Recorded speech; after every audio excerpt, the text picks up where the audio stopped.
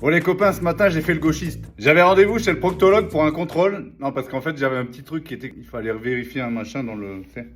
Là au fond du... L'infirmière me reçoit et me dit: vous inquiétez pas monsieur, je vais vous montrer, c'est très simple. C'est une petite salle et dans cette petite salle il y a une chaise où on peut mettre les pieds de façon assez étendue. Et elle me dit quoi? C'est comme chez le gynéco. Comme si je savais m'asseoir sur une chaise les pieds en l'air. Si elle m'avait dit c'est comme à la fistinière, mais là, j'aurais été comme à la maison. Alors au début, c'est simple. Tu te mets dans la petite pièce, tu te mets nu comme un verre.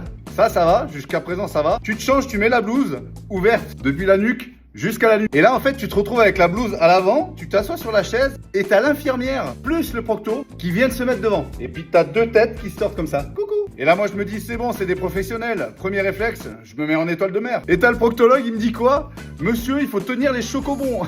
Il faut nous aider. L'infirmière, elle s'est retrouvée avec des groseilles sous les yeux à 9h du matin. Elle était ravie. Une fois que j'avais caché le paquet, le procto me dit: attendez monsieur, je vais lubrifier. Ah ben ça mon pote, vu la dose qu'il m'a mis, je vais péter de la vaseline jusqu'à Noël 2025. Ensuite, le procto me dit: vous inquiétez pas, la sonde n'est pas plus grosse que mon doigt. À quel moment ça devrait pas m'inquiéter? Puis bon, quand c'est rentré... Oui, parce qu'à un moment, c'est rentré. J'ai pas senti un truc de l'épaisseur d'un doigt. Ça m'a rappelé le 11 septembre. À la fin, avec toute cette petite équipe, on était copains, c'est simple. On s'est tellement rapprochés, à un moment donné, ils m'ont demandé de montrer. On s'est retrouvé avec 5 mains sur mon anus. Maintenant, j'ai pris l'habitude. Je vais demander à tous les spécialistes de passer par là. Imagine un peu chez le dentiste. Ah, mais c'est une belle carie, ça. Et je vois que vous avez encore cette vilaine otite.